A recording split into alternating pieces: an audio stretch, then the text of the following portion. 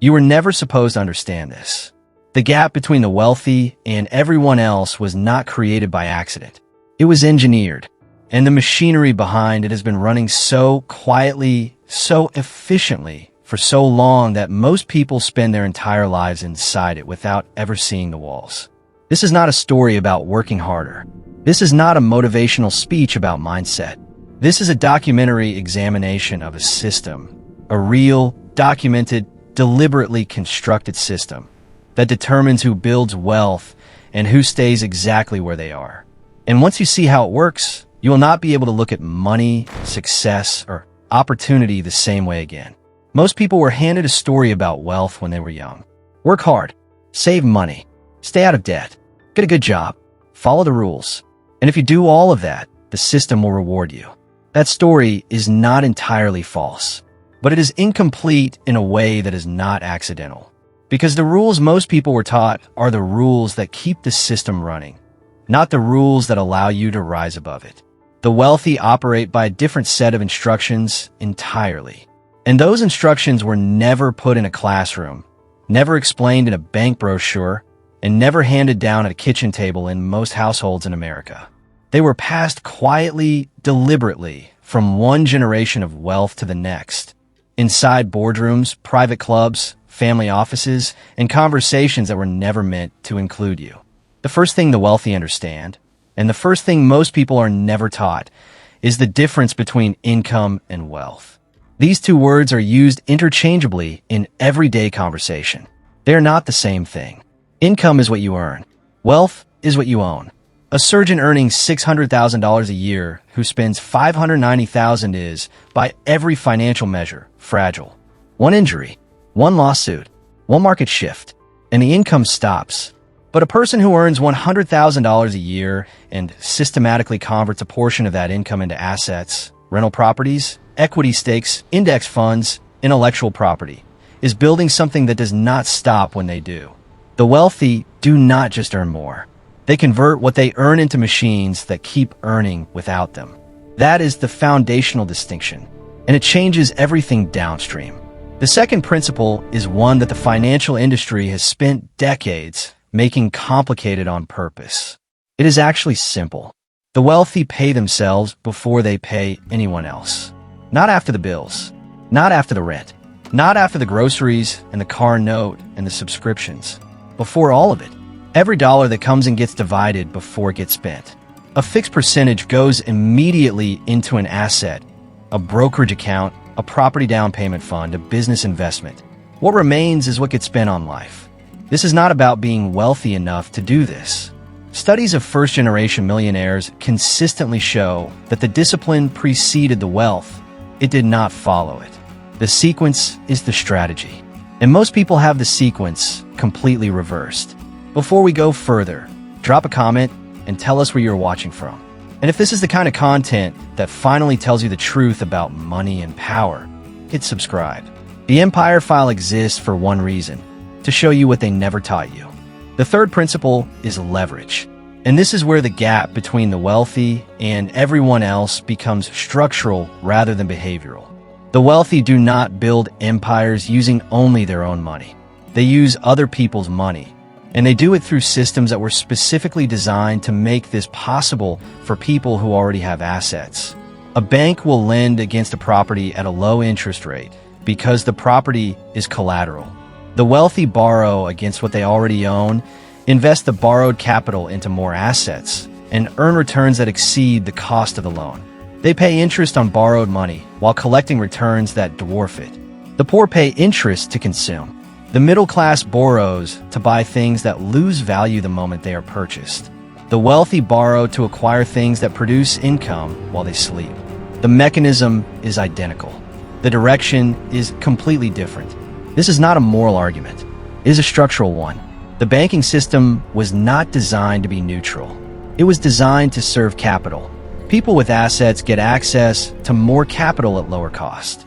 People without assets pay more to borrow less. That gap compounds over time in a way that makes it look, from the outside, like the wealthy are simply better with money. They're not better with money. They have access to a version of the money system that most people do not know exists. A line of credit secured against a stock portfolio. A business loan backed by commercial real estate. A private placement offering accessible only to accredited investors. These are not secrets. They're simply conversations that happen in rooms most people are never invited into. The fourth principle is taxation, and this is the one that generates the most confusion, the most anger, and the least honest public discussion. The wealthy do not pay the same taxes as everyone else. Not because they cheat, in most cases, but because the tax code was written with their specific financial structures in mind. Wages are taxed to the highest rates. Capital gains, the profits from selling assets, are taxed at significantly lower rates. A person who earns $100,000 from a salary pays a higher effective tax rate than a person who earns $100,000 from selling stock held for more than a year. That is not a loophole. That is the designed architecture of the tax system.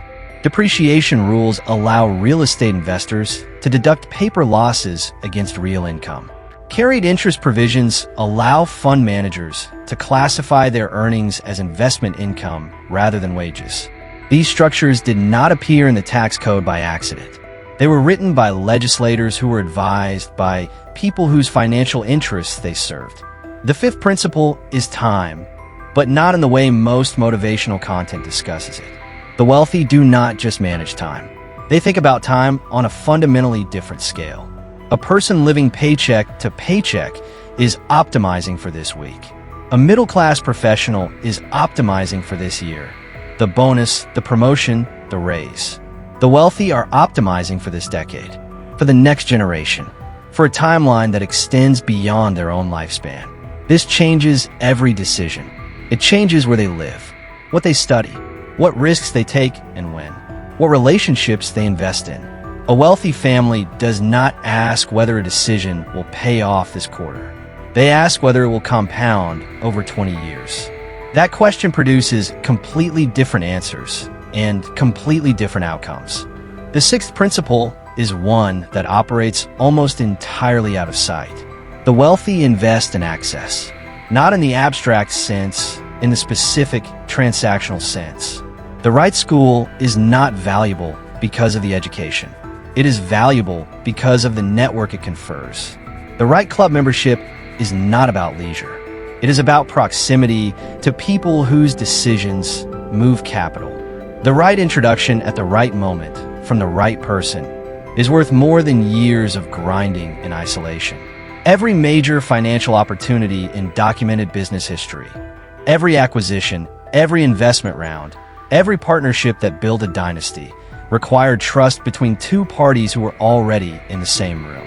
The wealthy engineer those rooms. They protect their access to them, and they pass access to those rooms to their children as deliberately as they pass down any financial asset. This is why wealth compounds socially as well as financially. A child raised in a wealthy household does not just inherit money. They inherit a worldview, a vocabulary, a set of social skills, and a network of relationships that have been carefully cultivated over decades. They know how to walk into a room and be taken seriously. They know how to structure a conversation about money without revealing anxiety. They know who to call when an opportunity appears, and they already have the number. These are not genetic gifts. They are learned behaviors transmitted through environment, and they are just as valuable as any financial inheritance. The seventh principle is the one that ties the entire system together, and the one most rarely discussed with full honesty. Generational wealth is not primarily about money. It is about the transfer of knowledge. The wealthy do not simply accumulate assets and pass them to their children. They spend decades ensuring that their children understand how those assets work, how to protect them, how to grow them, and how to pass them on in turn. Estate planning, trust structures, family offices, private wealth management relationships built over generations. These are the mechanisms through which wealth survives beyond any single individual. A trust set up correctly in one generation can protect and grow assets for 3 or 4 generations without ever appearing in a public probate record.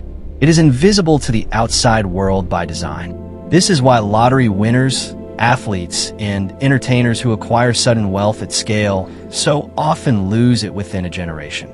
It is not because they are irresponsible. It is because they acquire the asset without acquiring the knowledge system that surrounds it.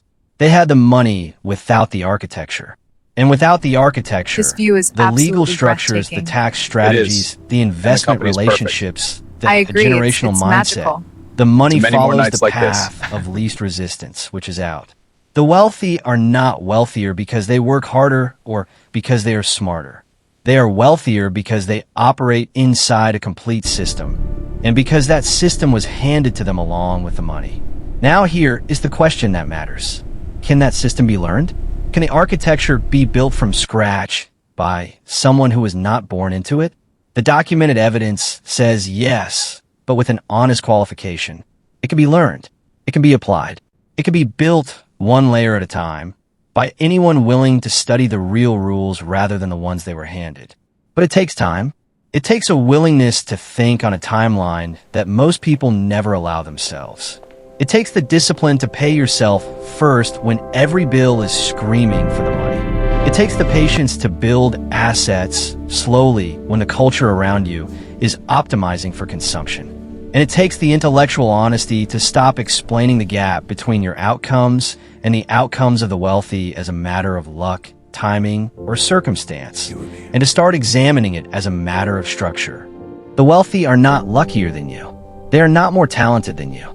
They are not working harder than you. They are playing a different game with different rules, different tools, and a different understanding of what money actually is and what it is actually for.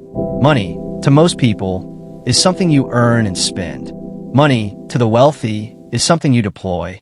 It is a resource that produces more resources when directed correctly. Every dollar is a decision. Every asset is a vote for a future outcome. And the future they are building is longer, more deliberate, and more structurally sound than anything that gets built by following the rules most people were given. The system that keeps wealth concentrated at the top is real. It is documented. It is legal. And it is learnable, not overnight, not easily, but completely. The Empire File exists to show you exactly how it works, layer by layer, principle by principle, with no mythology and no agenda beyond the truth. Because the first step to playing a different game is understanding the one that is already being played. You have been inside this system your entire life. Now you're starting to see the walls. And once you see them, you cannot unsee them. The question is what you do next.